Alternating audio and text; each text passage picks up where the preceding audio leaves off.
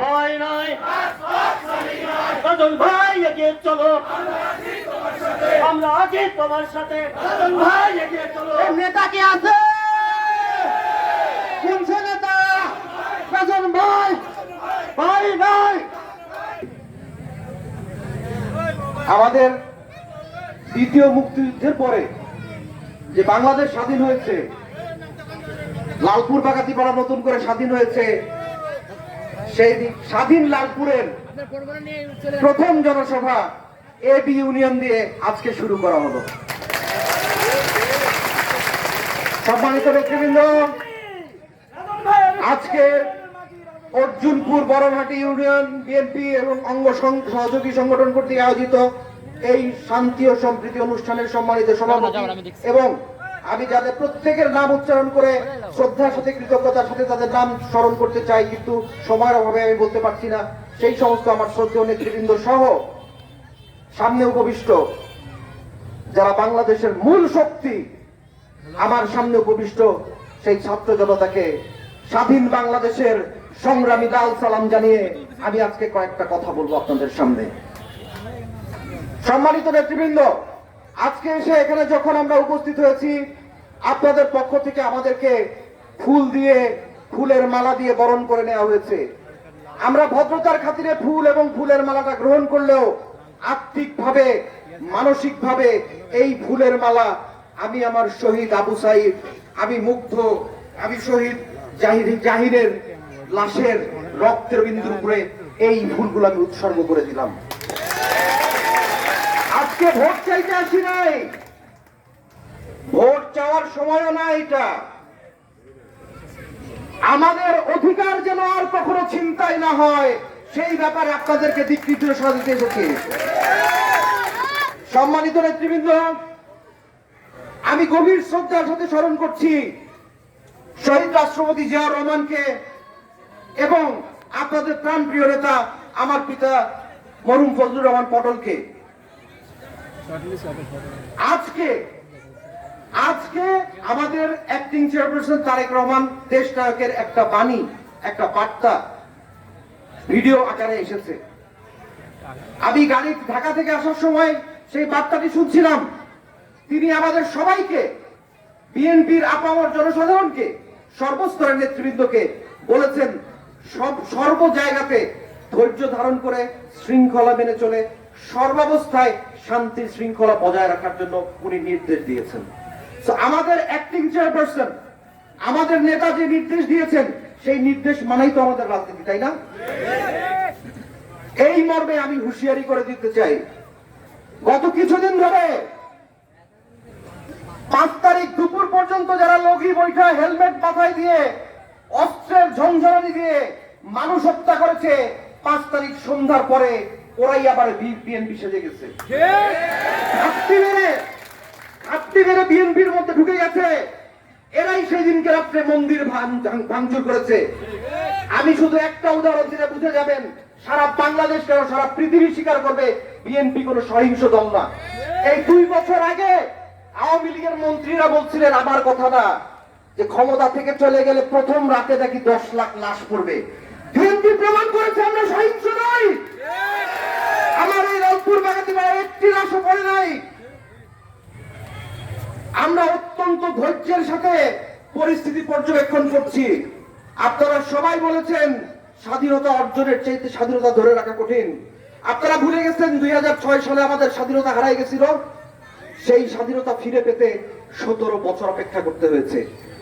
এখন আমাদের যে সংগ্রাম চলছে, এই সংগ্রামের পূর্ণ সফলতা আমাদের আসে নাই। এই সংগ্রামের পূর্ণ সফলতা তখন আসবে যখন শত সহস্র শহীদের রক্তকে মারিয়ে গিয়ে এই দেশ থেকে পালিয়ে যাওয়া খুনি স্বৈরাচার হাসিনাকে দেশে ফেরত এনে বিচার করা হবে।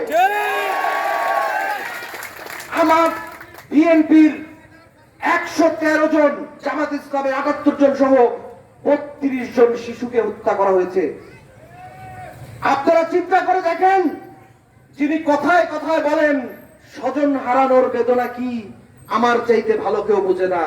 ওই যে ছেলেরা বলছে যে নাটক কম করে করো প্রিয়, হ্যাঁ, তুমি হেলিকপ্টার থেকে স্নাইপার দিয়ে শিশু হত্যা করো 2 বছরের, আর তুমি মুখ দিয়ে বলো তুমি স্বজন হারানোর বেদনা তুমি বুঝো, এই সমস্ত ভণ্ডামি মানুষ প্রত্যাখ্যান করে। গত কয়েকদিন আগে সজীব ওয়াজেদ জয়, উনি কখন কি বলেন আল্লাহ জানে। ফজরের ওয়াক্তে এক কথা, জোহরে আরেক কথা, আসরে এক কথা, মাগরিবে আবার শুনি, তখন বুঝি আল্লাহ এ আবার কি একই রকম বলতেছে দেখি। উনি বলেছেন যে ওনারা রাজনীতিতে আছেন, একদিন বললেন যে আমরা রাজনীতি করবো না, শেখ হাসিনা রাজনীতি করবে না, তারপর আরেকদিন বলতেছে শেখ হাসিনা রাজনীতি করবে, উনি দেশে ফিরে আসবেন। আমার কথা হচ্ছে যদি দেশে ফিরে আসবেন না, উনাকে ফেরত আনা হবে, উনাকে ফেরত আনা হবে, প্রতি ফোঁটা রক্তবিন্দুর হিসাব নেওয়া হবে। আয়না ঘরের কথা শুনেছেন না? আয়না ঘর, এই আয়না ঘরে ব্যারিস্টার আরমান নামে একজন ব্যক্তি 8 বছর ছিলেন, মীর কাসেম আলীর ছেলে। এই ব্যারিস্টার আরমানকে 8 বছর চোখ বেঁধে রাখা হয়েছে, একটা 5 ফুট বাই 10 ফুট রুমের ভিতরে হাত বেঁধে রাখা হয়েছে। আমি তো বলি যে শুধু এই ব্যারিস্টার আরমান না, আপনি দেখেন বিগত 10-15 বছর আমরা কি স্বাধীনভাবে কথা বলতে পারছি? আমাদের মুখ বাঁধা ছিল না? আমরা কি স্বাধীনভাবে চলাফেরা করতে পারছি? উন্মুক্ত স্থানে সভা করতে পারছি? তারপরে সারা বাংলাদেশটাকে একটা আয়না ঘর বানাইছিল শেখ হাসিনা। আর 5 তারিখে এই ছাত্র জনতার সম্মিলিত বিজয়ের অভ্যুত্থান সেই আয়না ঘরকে ভেঙে তছনছ করে দিয়েছে। আমাদের স্বাধীনতার সূচনা হয়েছে, স্বাধীনতা এখনো পুরোপুরি অর্জিত হয় নাই। প্রিয় ভাইরা আমার, প্রিয় ভাইরা আমার, দুর্নীতির কথা তো বললেন সবাই। 11 লক্ষ কোটি টাকা গত 15 বছরে বাংলাদেশ থেকে পাচার হয়েছে। 18 লক্ষ কোটি টাকার ঋণ আর মন্ত্রী এমপিদের যে সম্পদ বিদেশে পাচার হয়েছে আর দেশে গোপনে লুকানো আছে। এইখানকার এক পার্টি মন্ত্রী, সিটি মন্ত্রী পলকের নাকি 40,000 কোটি টাকার সম্পদ। তাও কিভাবে? তার স্ত্রী নাকি প্রাইভেট টিউশনি করে 40,000 কোটি টাকা কামাই করছে। তাহলে চিন্তা করেন যে যদি পলকের 40,000 কোটি টাকা সম্পত্তি থাকে, তাহলে পলকের গুরু চয় কত বড় চুরি করে বাইরে বসে আছে। সম্মানিত নেতৃবৃন্দ, বিদেশে যে পরিমাণ টাকা পাচার হয়েছে, আমরা এই অন্তর্বর্তীকালীন সরকারের কাছে তীব্র দৃঢ় আহ্বান জানাবো, আপনারা উদ্যোগ নেন, এই প্রত্যেকটা পয়সা আমাদের এই পা ফাটা মানুষের, আমাদের টাকা ফেরত নিয়ে আসেন বাংলাদেশে, এবং বাংলাদেশের মানুষের যে পরিমাণ টাকা চুরি এবং লুট হয়েছে, এই টাকা যদি দেশে ফেরে আনানো যায়, তাহলে বাংলাদেশের সকল বেকার যুবকের কর্মসংস্থান করা সম্ভব। সম্মানিত নেতৃবৃন্দ, এই দেশে সবাই আমরা হিন্দু, মুসলিম, হিন্দু, বৌদ্ধ, খ্রিস্টান সবাইকে নিয়ে একসাথে মিলেমিশে থাকবো, সাম্প্রদায়িক সম্প্রীতি নিয়ে।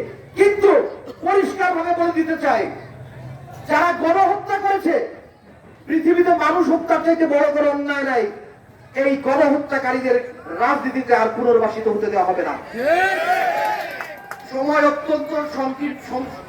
অত্যন্ত শর্ট, আমি আমার বক্তব্য দীর্ঘায়িত করতে যাচ্ছি না।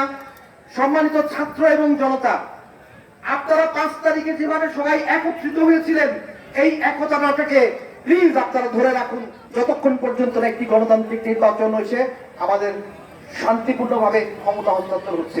এবং আমি আপনাদেরকে আহ্বান জানাচ্ছি, আমাদের পুলিশ প্রশাসনকে, ইউনিয়ন নির্বাহী কর্মকর্তাকে আপনারা সহায়তা করুন।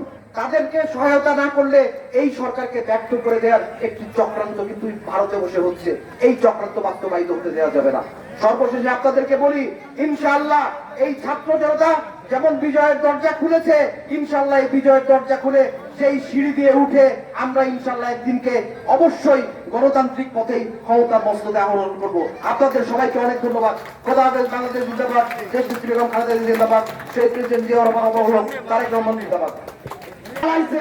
এই পর্যায়ে বক্তব্য নিয়ে আসছেন আজকের অনুষ্ঠানের সংগ্রামী